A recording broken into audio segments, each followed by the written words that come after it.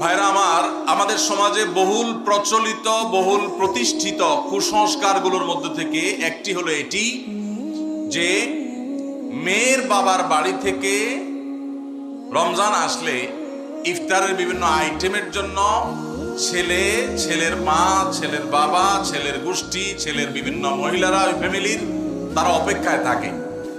আল্লাহর জমিনে যদি 10টা নিকৃষ্টতম ছোট লোকই থাকে তার একটা হলো এইটা। ভাইয়ের আমার,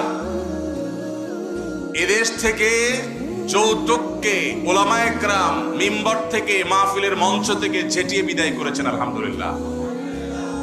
যৌতুকের অভিশাপ থেকে এদেশকে মুক্ত করেছেন ওলামায়ে কেরাম। এক চিঠি আবেদন এদেশের ওলামায়ে কেরামের এই কাজটা।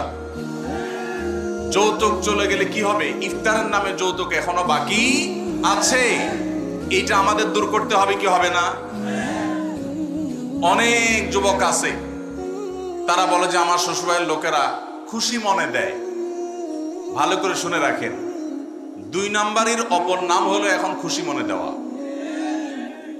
ঘুষখোর সেও বলে খুশি হয়ে দিস, যৌতুকখোর সেও বলে বেহিসাব খুশি হয়ে দিস। শুধু খুশি হয়ে না, জোর করেও দেয়।